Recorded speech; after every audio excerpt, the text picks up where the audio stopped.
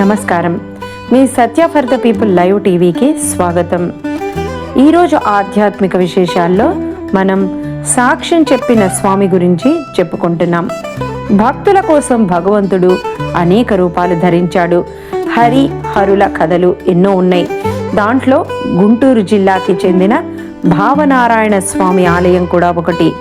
రాష్ట్రంలో ప్రాచీన ప్రసిద్ధి చెందిన వైష్ణవ క్షేత్రాల్లో ఈ ఆలయం ఒకటి.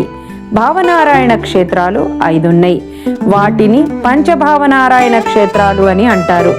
ఇవన్నీ ప్రాచీన ప్రసిద్ధి చెందిన ఆలయ క్షేత్రాలు.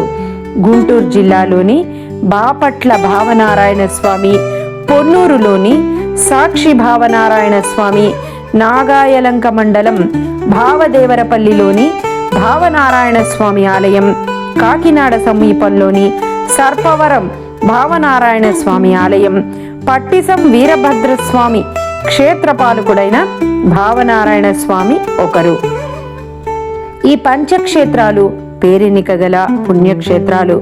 వీటిలో మనం ఈరోజు పొన్నూరు భావనారాయణ స్వామి గురించి చెప్పుకుంటున్నాం. ఇది హర క్షేత్రం. శివకేశవులిద్దరూ ఒకటే. వారిలో భేదం చూసేవారికి ఇద్దరి అనుగ్రహము దక్కదు అని చెప్తారు.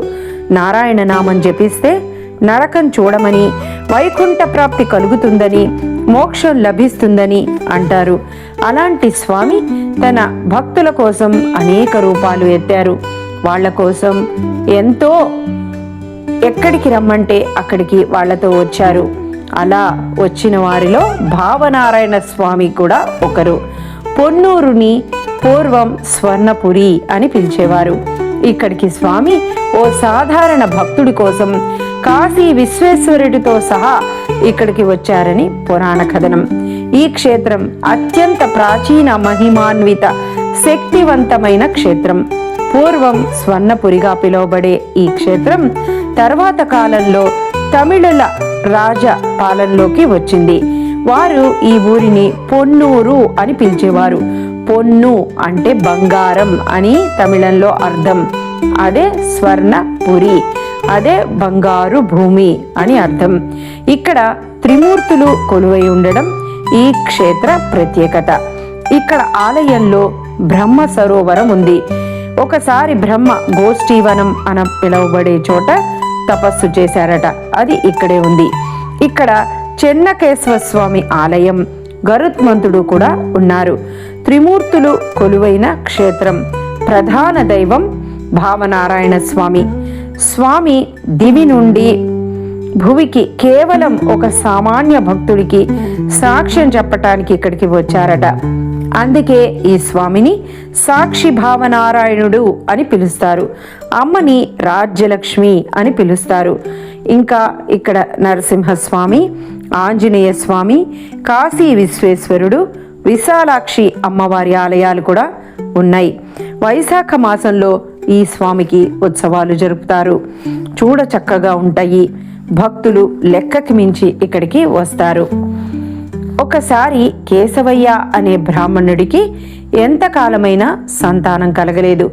దాంతో ఆయన కాశీ క్షేత్రానికి వెళ్ళి అక్కడ స్వామిని, కాశీ విశ్వేశ్వరుణ్ణి దర్శించి తర్వాత అక్కడ నారాయణుడి ఆలయంలో తను వెంటబెట్టుకు వెళ్ళిన తన మేనల్లుడితో సహా ఆ స్వామిని దర్శించి స్వామికి ఎదురుగా నుంచొని నమస్కరిస్తూ, నాకు కూతురు పుడితే ఈ నా మేనల్లుడికి ఇచ్చి వివాహం చేస్తాను అని మొక్కుకున్నాడు.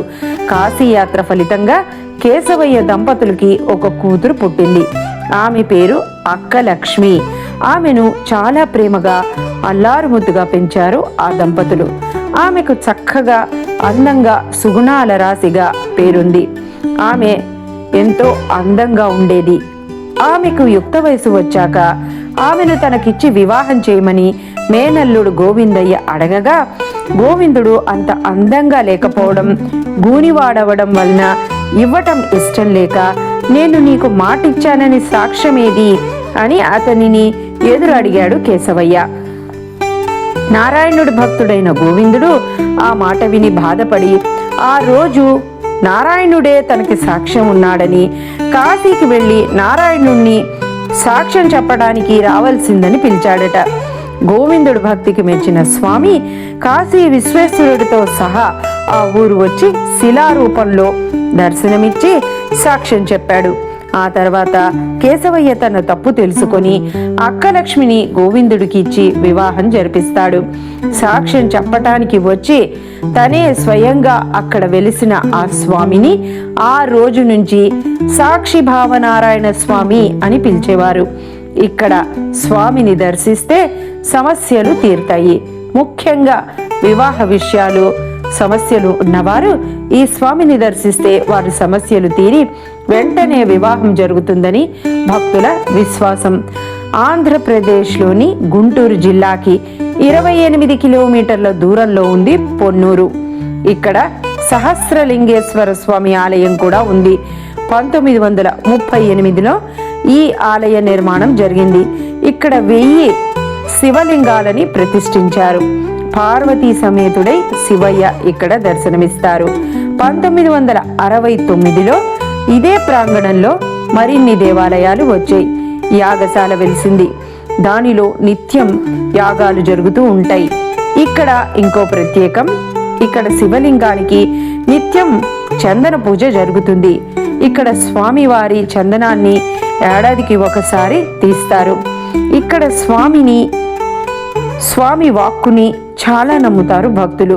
గోవిందుడితో కాశీ నుంచి వస్తాను అని, కానీ నువ్వు వెనక్కి తిరిగి చూడకుండా వెళ్ళు, నువ్వు ఎప్పుడు వెనక్కి తిరుగుతావో నేను అక్కడ ఉండిపోతాను అని స్వామివారు మాటిచ్చారట.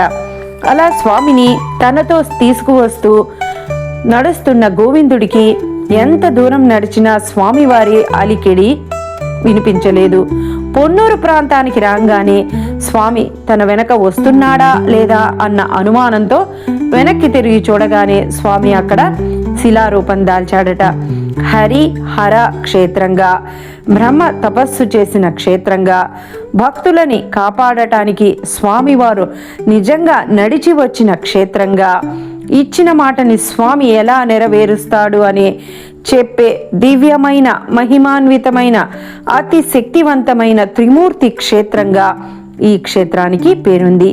ఈ క్షేత్రం ఒక్కసారి అన్నా చూడాలని చాలా మంది అనుకుంటారు.